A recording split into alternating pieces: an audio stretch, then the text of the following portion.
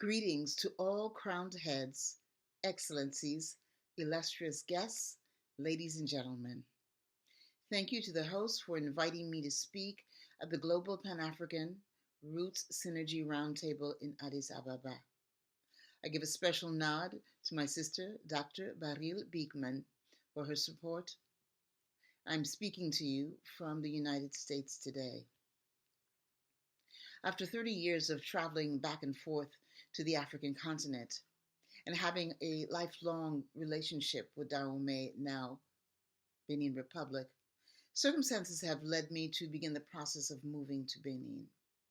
The past 3 years of gradual transition in my capacity as a Queen Mother, specifically as Benin's Her Royal Majesty, Queen Mother of the African Diaspora, Sêmévo I, member of the Haut Conseil de Rois du Bénin, the High Council of Kings of Benin, and I am also a priest, High Priest of Haitian Voodoo.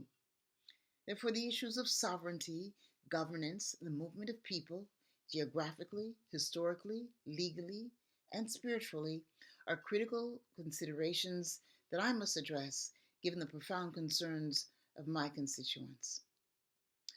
I will briefly mention the importance of appointing ambassadors for the African diaspora in my remarks. However, the core of what I have to say addresses some practical concerns among the triumvirate of African royal courts, African governments, and civil society. While people have registered, and I imagine anyone may have registered for this roundtable, for me, this is something of a private conversation among peoples, families, nations who have been divided and otherwise fractured, who are attempting to come together and make a sense of space for themselves and each other. This is a meeting of the thinking and feeling centers of bodies segregated and separated by geographic and juridical boundaries, an ocean, laws, things that are not of our making or desire. Somehow, the morass of the junked political imaginations of our historical oppressors have become tangible obstacles to our well-being, economic dignity, our psyches, effacing African notions of what it means to be human, subverting what we in the Congo Atlantic world call Moon, which means not only people, but the accumulation and the summation of our beings, our sense of self, our experiences, innate knowledges carried in our veins from time immemorial, the seeds of our forebearers. As we confront the desecration and the dissolution of our morphic reservoirs, the places, that sacred space where all of these knowledges, all this connaissance has been accumulated, that space whose light has been over the course of centuries cast with doubt, ignorance, shame imposed upon us, we will create solutions, the solutions that we seek for ourselves. Today we begin that process again.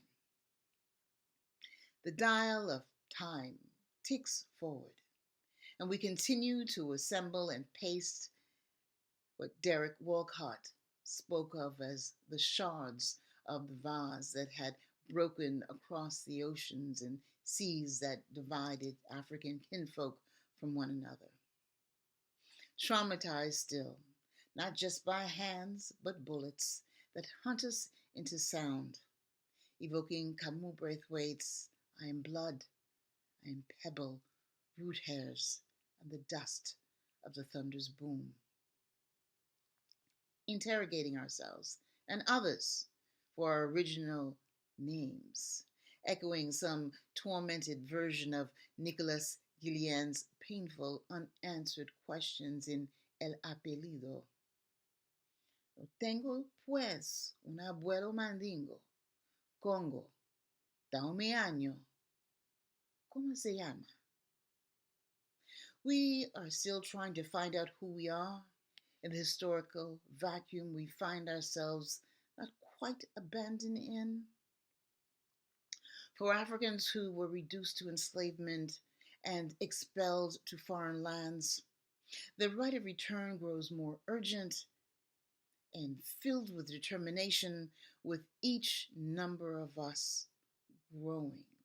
Each step that we take to not only return to our motherland, but as we grow older in community, the concerns with mortality and legacy compel completion of a task. This search for peace that comes with the legal recognition and acknowledgement of being an African, of being able to go to the grave as an African person, not as a French citizen or a British citizen or even an American one. The desire for self-reparations is driving us. We of the diaspora, at no point in our collective captivity, at no point in our struggles for liberation and eventual emancipation did we ever rescind our identity as Africans. No matter where the slave ships deposited us or what languages we speak, our identities as Africans in the diaspora, and let me be clear, I am not referring to African immigrants, but those Africans historically deported, those Africans whose cultures and sensibilities were subject to death, social and physical, whose memories, names, families, and places were subject to erasure. Our histories were buried or gone, while our status as Africans has been manipulated in some cases. Our African identities remain imprescriptible. Our African identities remain imprescriptible, meaning it cannot be taken away by force of judgment or the lapse of time. The foundation of nation building is based in a vision of what constitutes a just society, a society that makes sense for us as African persons to live in. The principles of collective living, of Ubuntu, of Enyan, traditional Central and West African concepts that define what it means to be human and the dynamics of human interactions. These Afro-humanist ideas stem from a firmly held sense of community. They do not operate from the perspective of individualism and the inherent competitiveness that accompanies that mindset. The purposeful, unbreakable connection between the lives of our peoples of the past to us in the present and our lives to those of the peoples of the future. This bond that transcends time and is inscribed in spaces are the points of reference shaping the right to return movement and the triangulated responsibilities that African royal courts, governments, and civil societies on both sides of the Atlantic have to one another. It is this way of thinking and being that has to inform the sensibilities of those who shall formally serve as our ambassadors. Our ambassadors to the diaspora will aid in connecting the dots and sustaining these bonds. Our embassies to the diaspora should provide us with a form of security, of knowing that a government or a kingdom will in fact protect us, will shelter us, provide us with refuge, precisely because we are African descendants. Because, like it or not, many of us in the diaspora are in fact stateless beings. We are in many ways like our Palestinian brothers and sisters. We have not only a devoir de mémoire, a duty to memory, a droit de mémoire, a right to memory, but the droit de retour, the right to return, is also a devoir, a duty. a duty and responsibility governments and royal courts have to Africans in the diaspora, and I would offer that Africans on the continent should work towards understanding. As I am based in West Africa, my remarks are to those stakeholders, primarily in that region, but not limited there. I wanted to briefly share some observations with you, and they will cover the three sectors that I've spoken of: government, royal courts, and civil societies. And in each instance, I want to highlight 5 fundamental items that I feel strongly that we have to consider. Under the section of government or secular governance, 1, key elements of Sêmévo and other bodies which advance monetary gain and enable the ability to move freely throughout the region as profited African nationals. But these treaties, these understandings, these accords should also be expanded specifically to include the African diaspora. Namely, visa restrictions for the African diaspora must be removed. Barriers to our abilities to invest in businesses, create and generate income must also be removed. This has worked for continental Africans, and it has furthered the region's economic growth and stability. Our ability to participate in these processes as members of the diaspora would help economic growth, exponentially. 2, given the extraordinary circumstances that led to the forced displacement of Africans, parallel measures, however extraordinary, must also be applied. They must be approved by governments to expedite the naturalization processes for denizens of the diaspora who have submitted the appropriate documents to authorities. 3, governments need to support and cooperate with the royal courts of their countries, as they are the historic authorities influencing local politics and social behaviors. 4, government's acknowledgement, support, and cooperation with the diaspora in areas such as social services, land grants, investment opportunities, and education and the like will make the entry into host societies less complicated. Last but not least, all African countries, especially sub-Saharan countries, should appoint ambassadors to the African diaspora for reasons already stated. The royal courts. Our kingdoms, queendoms, come in different scales, from very small to very large populations. Rulers possess unevenly matched resources, but in all traditional societies, the kings, or queen mothers, or queens are the law, and they represent the true authorities of the land. As the guardians of cultural traditions, and this is point 1, we must not only know, uphold, and transmit customs, but we must also have the wisdom to recognize the need and inevitability of change so that new or current constructs from adjacent communities may emerge.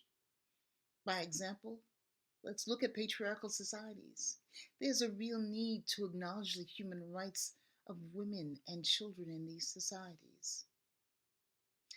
And because we in the diaspora have our own histories and traditions, the royal courts, ministers or ambassadors to the diaspora must also learn our cultural sensibilities to assist with social integration.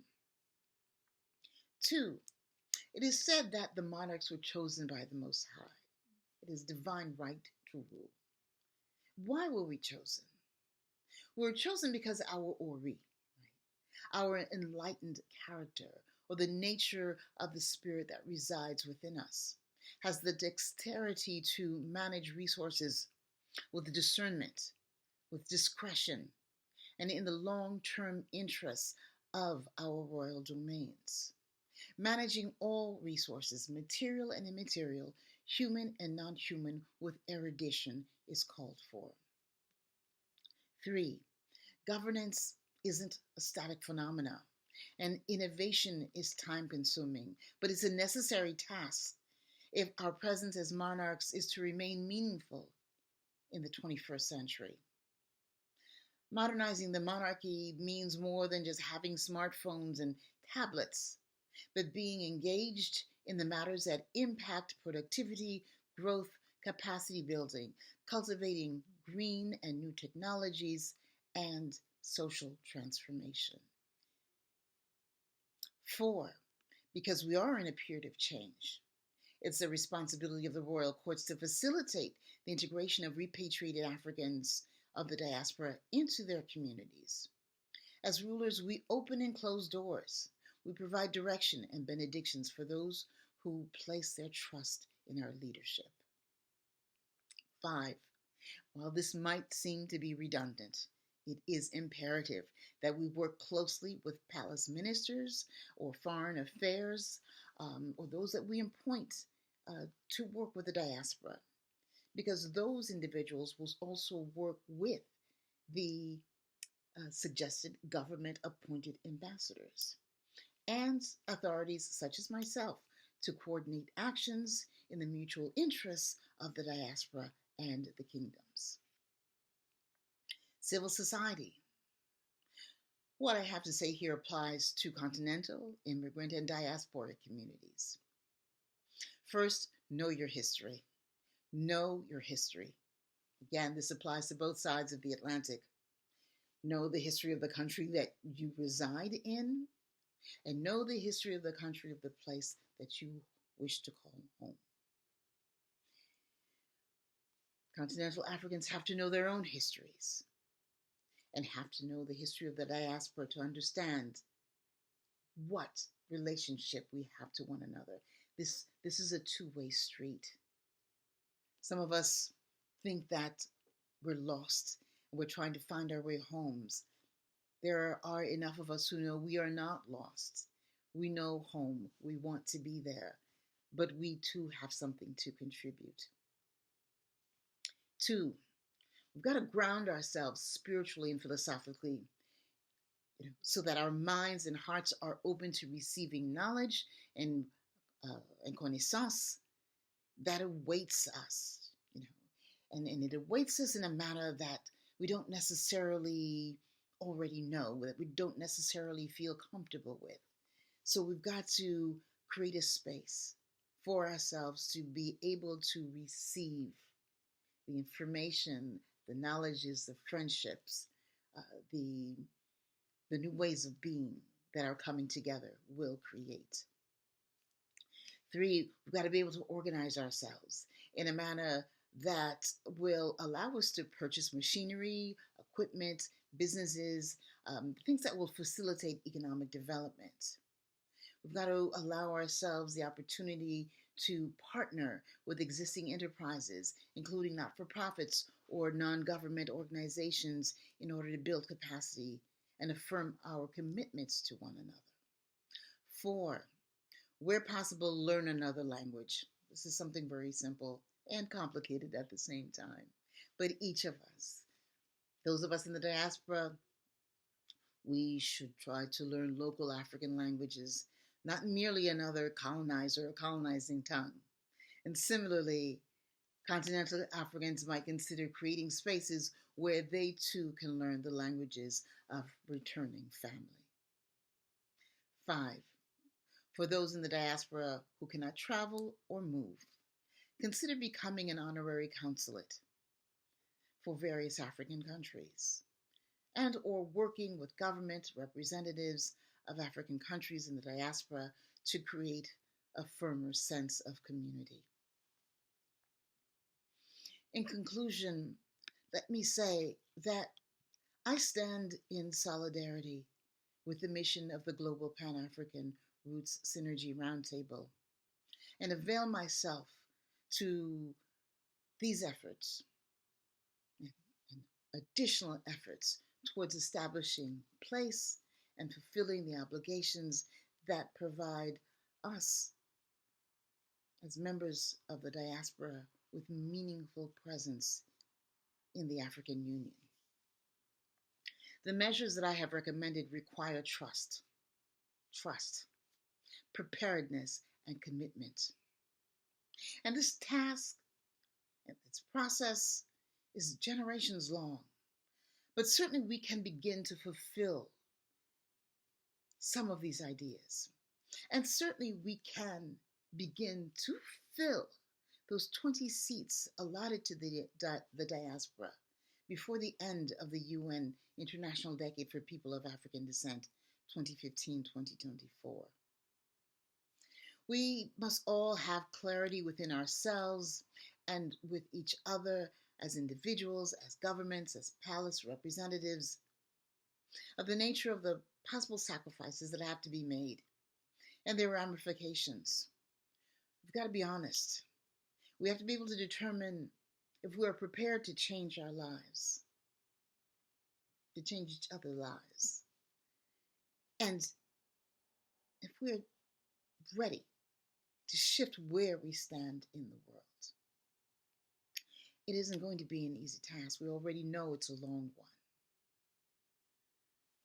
But we've got to find that space and trust and commitment within us and each other to make this happen.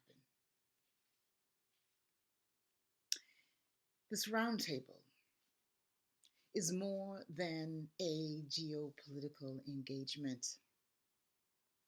It is a geo-spiritual journey that we share, that we are taking together. We of the African diaspora, we have returned. And in the tradition of our ancestors, I ask, do welcome us. Aibobo, Anache, Ashe.